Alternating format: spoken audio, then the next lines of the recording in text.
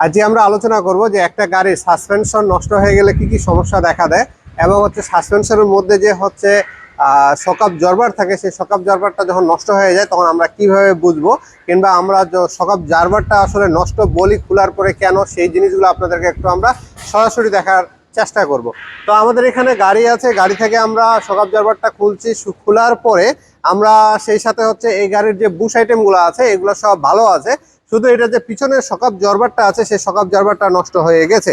তো আমরা অলরেডি পিছনের যে শক অ্যাবজর্বারটা আছে সেটা খুলে ফেলেছি, এবং হচ্ছে সেই সাথে নতুন হচ্ছে শক অ্যাবজর্বার আমরা হচ্ছে একেবারে নিয়ে চলে এসেছি কেওবি জেনুইন, থাইল্যান্ডে, মেড ইন থাইল্যান্ড। এটা হচ্ছে কেওবি জাপান কোম্পানির, কেওবি একটা জাপান কোম্পানি আসলে, এটার ম্যানুফ্যাকচারিং হচ্ছে থাইল্যান্ডে, মেড ইন থাইল্যান্ড। আর এটা কিন্তু হচ্ছে কেওবিটা হচ্ছে একটা জাপানিজ কোম্পানি। তো কেওবিটা মালয়েশিয়া থেকেও আসে, চায়না থেকেও আসে, আবার জাপান থেকেও আসে। তো বিভিন্ন দেশ থেকে হচ্ছে বিভিন্ন ইম্পোর্টাররা হচ্ছে এটা ইম্পোর্ট করে থাকে। তো আমরা আপনাদেরকে দেখাবো আসলে আগে প্রথমে যেই শক অ্যাবজর্বারটা আমাদের নষ্ট হয়ে গেছে সেটা দেখাবো। এটা যখন আমরা চাপ দিই, চাপ দিলে কিন্তু ইজি ভাবে ঢুকে যায়। দেখেন কি শক্তি দিচ্ছে, যে শক্তির পরিমাণেই নাই, একেবারে সুন্দর স্মুথ নামে গেল। আর যখন ছেড়ে দিলে এটা কিন্তু আর উঠতেছে না। আর আমরা সেইভাবেই আমরা যদি একটা নতুন ব্র্যান্ড নিউ একেবারে শক অ্যাবজর্বার আপনাদেরকে দেখাই যে এটা কতটা হার্ড থাকে, এবং হচ্ছে এটা ছেড়ে দিলে এটা জাস্ট এরকম একটা স্টিকেই থাকে।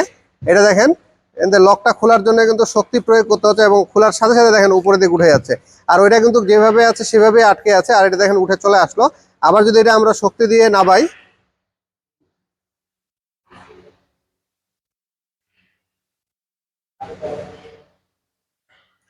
শক্তি দেন আবার সাথে সাথে কিন্তু ধরে রাখা যাচ্ছে না এক আঙুলে, যেটা ওইটা এই শক অ্যাবজর্বারটা এক আঙুল দিয়ে হচ্ছে নামাই ফেলছে, সেটা কিন্তু এটা ধরেই রাখা যাচ্ছে না, এটা অটোমেটিক উঠে যাচ্ছে।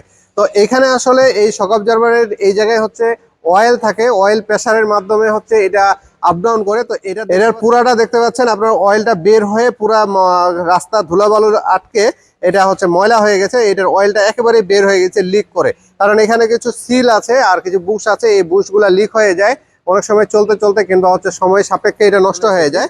এই লাইটটি আমরা কেন ব্যবহার করবো এটা আমাদের একটু জেনে রাখা দরকার। এই লাইটটা হলো 30,000 লুমেন, 300 ওয়াটের একটা লাইট, আর এটা সম্পূর্ণ একটা ওয়াটার প্রুফ হেডলাইটের বাল্ব। 6 মাসের একটা গ্যারান্টি দিচ্ছি।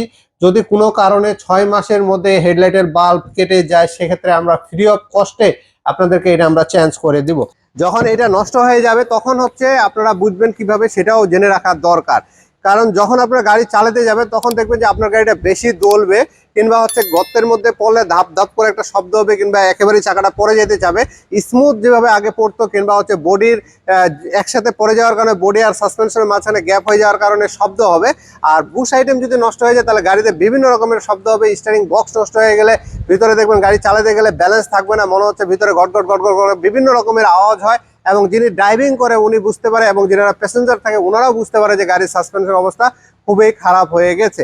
তো আসলে এই পার্টসগুলো নিয়ে আমরা হচ্ছে বিভিন্ন রকমের মন্তব্য করে থাকি, কারণ হচ্ছে মার্কেটে বিভিন্ন রকমের পার্টস পাওয়া যায়, বিভিন্ন ইম্পোর্টার বিভিন্ন কোম্পানি হচ্ছে এই পার্টসগুলো আমাদেরকে সাপ্লাই দিয়ে থাকে।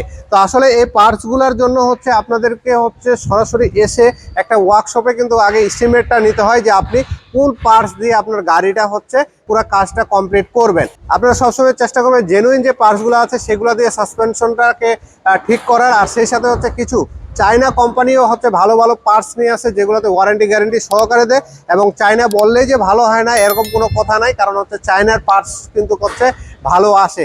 সেটা ডিপেন্ড করে ইম্পোর্টারের উপরে। ইম্পোর্টার যদি ভালো পার্টস বানাই নিয়ে আসে, সেক্ষেত্রে সেই পার্টসটার কোনো সমস্যা হয় না, সেই পার্টসটা আশা করি ভালোই পাওয়া যায়। তো আপনারা হচ্ছে এই গাড়িগুলা হচ্ছে সবসময় সাসপেনশনটা ভালো রাখার চেষ্টা করবেন, কারণ সাসপেনশনের সাথে কিন্তু চাকা ক্ষয়ের একটা ব্যাপার আছে, সাসপেনশনের কারণে কিন্তু হচ্ছে মাইলেজ কমে যাওয়ার একটা ব্যাপার আছে, আর সেই সাথে আপনার কমফোর্টনেসের যে ব্যাপারটা আছে সেটা তো একটা আছেই। তো সব মিলে আপনারা ভালো থাকবেন, আমাদের জন্য দোয়া করবেন, আমাদের নতুন নতুন ভিডিও পাওয়ার জন্য আমাদের চ্যানেলকে সাবস্ক্রাইব করে রাখবেন। ধন্যবাদ, ভালো থাকবেন।